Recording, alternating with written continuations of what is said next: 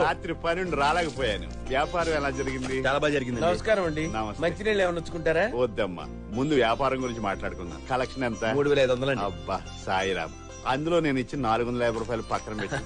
తీసుకోండి. మరి ఇంట్రెస్ట్? నిన్న తీసుకున్నారు కదండి. నిన్న సగమే తీసుకున్నానయ్యా, ఇంకో 50 పక్కన పెట్టి.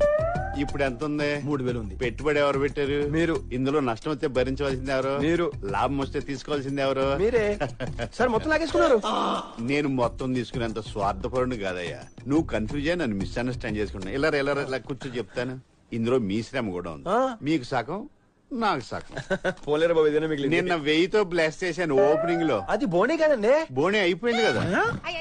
ఇలా తిరిగమ్మా. పావు బాజీ బండికి రెంట్ 200, పెనాలకి ప్లేట్లకి 300, కొత్త పల్సర్కి 1000. పల్సర్కి 1000 రూపాయలా? ముంబైలో అంతే. మొత్తం ఎంత అయింది? 2500. అలా చూస్తే ఇయ్యి 1500 ఉంది. పర్వాలేదులే, 1000 తర్వాత తీసుకుంటాను. ఈ ఉద్యోగాలకి టోపులు పెట్టుకుని వెళ్ళొచ్చా? నీ ఇష్టం వచ్చినట్టు వెళ్ళొచ్చమ్మా.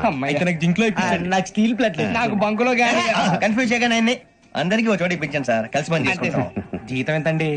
30,000 అంటే 40,000. వడ్డీ ఎంత? అప్పు కాదయ్యా, నీకు ఇచ్చే జీతం. అంటే తిరిగి ఒక్కలేదా?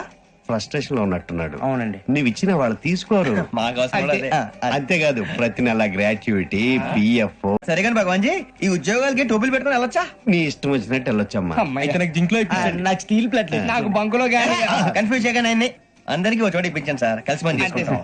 జీతం ఎంతండి? 30,000 అంటే 40,000. వడ్డీ ఎంత?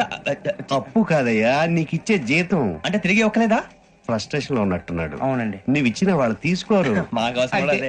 అంతేకాదు, ప్రతి నెల గ్రాట్యుటీ, పిఎఫ్.